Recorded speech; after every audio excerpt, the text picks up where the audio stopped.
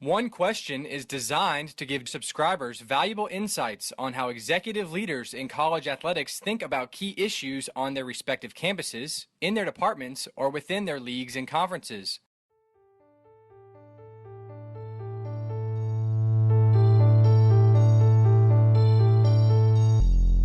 Greetings, this is Ty Brown, and welcome to One Question, where we highlight executive leaders in college athletics. Our guest today is Mike Hill. Mike is currently the Director of Athletics at UNC-Charlotte. Greetings, Mike. Thanks for joining us today. Hi, Ty. Thank you so much. Now, Mike, you spent, 25 years at Florida. You were hired there at Florida roughly not too long after you finished school. And nearly a month, just over a month ago, you started as the Director of Athletics there with the Charlotte 49ers. And I guess you've done a lot in that first month there as the Athletics Director. It's been busy. I think anytime you become an athletics director, you figure out quickly that there's a lot. There are a lot of people who you need to spend time with, and there may be a particular issue you've got to deal with immediately. And certainly in our case, when we started, there was work to be done out of the gate. Right. Well, speaking on that, you had to make a staff change there with your basketball coaching position, and then you had to start a search. And of course, basketball is one of the most visible sports on any campus. Can you give us some insight into your thought process coming into the job, knowing that this would be the first priority? Sure. So going into the interview process to be the AD, I knew that if I were fortunate enough to land the job, that we'd have to hit the ground running with the search. And so I really started to prepare mentally for that even before I had the job. Once the job was offered and I accepted it, literally went to work the very next morning on the search, even though I didn't join the Charlotte team until about 9 days later. I had an opportunity to make some phone calls and to talk to a lot of people in the business who I trust, to cross-reference names and see, beyond names that I might have in my own mind, who else we should be considering to develop a long list of candidates that we could then narrow down.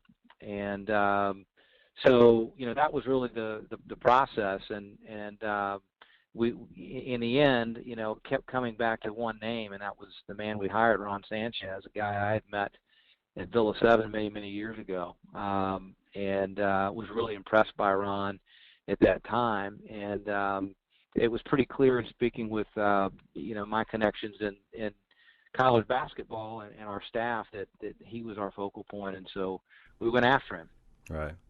When they hired you, or when they interviewed you, I should say, did they have a profile of what they wanted in a new basketball coach, or is that something you had to come up with when they said, okay, the job is yours, start? I mean, how did that part work?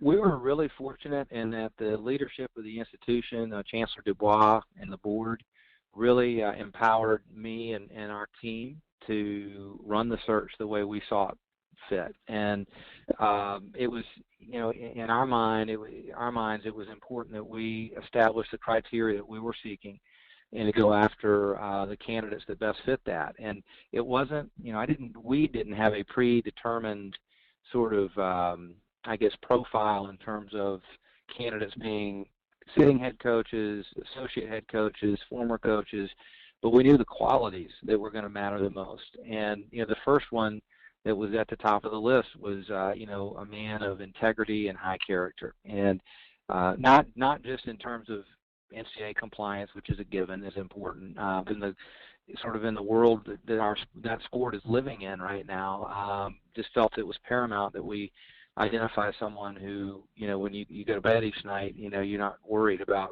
how your program's being run. And so the integrity character piece was number one. Number two, it was crucial that we find someone who is an excellent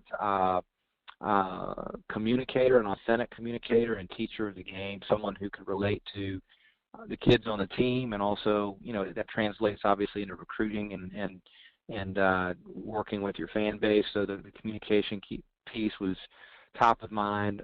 Someone who's a builder, because our program had won 6 ball games a year ago, and felt that it was really crucial to find someone who has been in the ditch before and had to get out of it, and not just inherited a great program and maintained it. And so, that was another really important quality that we saw in this coach. And then, someone who's got a reputation of being a great recruiter, not just the obvious talent that's out there, but who's shown a penchant for, maybe, uncovering some diamonds in the rough candidates or talent rather that's, develops that maybe isn't on everyone's radar. So those are the key characteristics that we saw, and we're fortunate enough to have been empowered by our chancellor and our leadership of the institution to go run the search, and we did. Right. Well, it's pretty impressive that during the time between your interview for the job and when you actually started the job, you were able to communicate with the leadership at UNC-Charlotte and come up with a description of what kind of person you wanted in that position. I'd imagine that your time working for Jeremy Foley and Scott Strickland down at Florida had to help you feel confident in a situation like making a hire, specifically for a highly visible position like men's basketball, and making that hire as soon as you started in the chair. Oh, let me tell you, there's no way that we could have executed the search successfully without the experience that I had drawn from my days at Florida working with Jeremy Foley and Scott Strickland and our leadership team at Florida. I mean, I honestly felt like it was just time to open up the playbook, and I knew the playbook. And, our staff at Charlotte was great, and working with me collectively, we executed the plan. And, it was 100% because I was well prepared by my experiences, and particularly having worked, with Jeremy and with Scott and with our leadership team at Florida, to know, and I've been through these wars before when it comes to, hiring coaches and assessing coaches, and so it gave me confidence instead of being worried or fearing, having to tackle such an important thing right out of the chute. But you wouldn't necessarily draw it up that way, where the very, very first thing you do is hire a brand new basketball coach. Right. But that's what we had to do, and we did it. And I couldn't be more thrilled with the man that we hired in Ron Sanchez, who every day I spend around him, I'm even more excited about the hire than I was the day we introduced him as our head coach. Most of the time you talk to someone who's a new athletics director, and their primary focus is getting to know everybody around campus, their department, the various entities and stakeholders around campus. How did you balance the aspects of meeting your staff and developing relationships with campus partners during this search? And I would suppose you're doing a whole lot of that now. Yeah, well, so I'm in a little bit of catch-up mode at this point in terms of meeting the people and spending time with people that I need to spend time with because of the search. But I think to everyone's credit on campus and within the athletics department and with our fan base, they recognize that, hey, there's a priority here, and that's go hire a basketball coach. And then once you make the hire, you're not done. Like, you need to make sure that that Ron and his staff have been onboarded the right way, that they have the resources and tools they need to build a program properly. So, in the meantime, I have had a chance to visit with some of our head coaches individually, still several that I want to sit down with one-on-one. I've met with them collectively, of course, just to discuss the vision and the culture that we want to have here at Charlotte and with our senior staff. But those one-on-one meetings are important too, and those have either happened or are going to happen here within the coming weeks. And then, there are a lot of constituents that you referenced earlier that are also really important, and that's you people on campus, your key alumni and donors and supporters, and also sponsors, community leaders. Charlotte is such an incredible city. It's a world-class city that has resources really beyond my wildest expectations. And I made a list actually traveling yesterday on the plane. I open the laptop, and I made a 2-page list of people that I'd like to try to meet with. And I don't know how long it's going to take, but it may take a while. But there's so many people of influence who want to help. And the number of people who I've already met with here and the support that I sense and feel and the level of enthusiasm and excitement, it's you couldn't draw it up any better as an athletics director. All right. I imagine that list is probably single space 10-point font. The list is probably Correct. real long Correct. probably. It is. That's It funny. literally is. You're not kidding. All right. Well, so as an athletics director, first time AD, a month on the job, things are probably coming at you faster than you can prioritize, right? Priority management is something that's important when you're in a leadership role like you are now. I do have it's an interesting question. If you were to speak to yourself one day before starting the job, what would you tell yourself?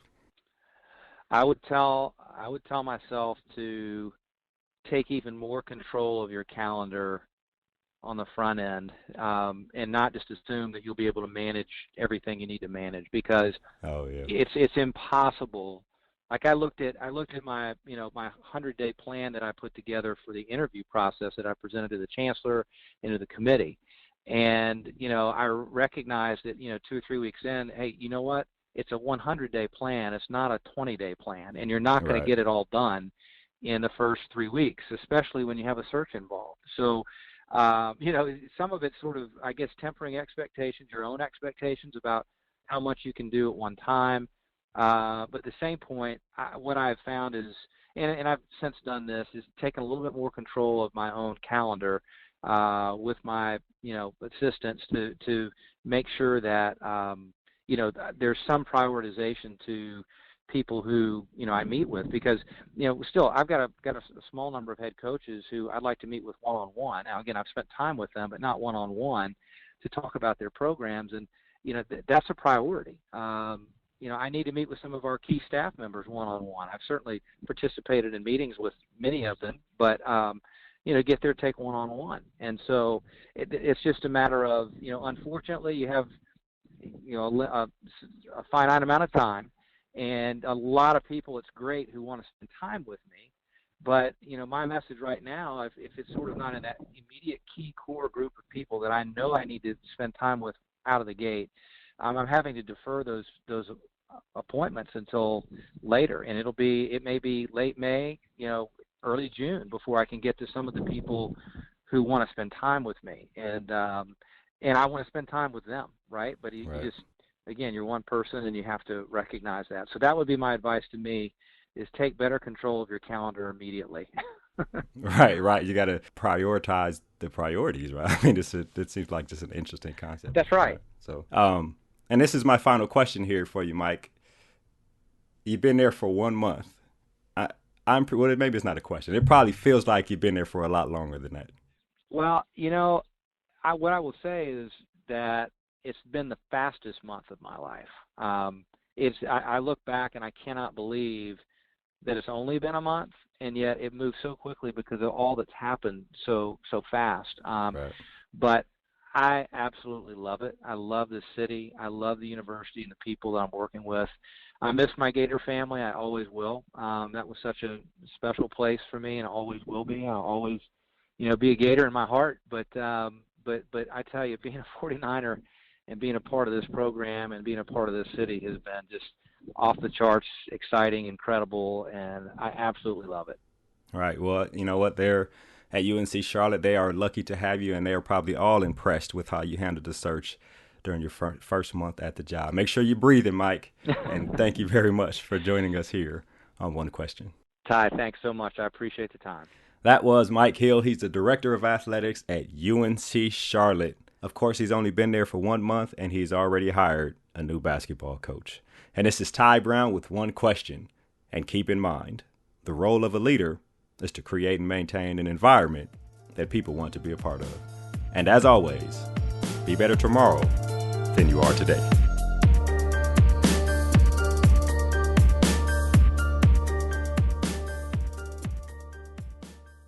This episode of One Question is produced by Spades Media Group, solving problems using creative leadership.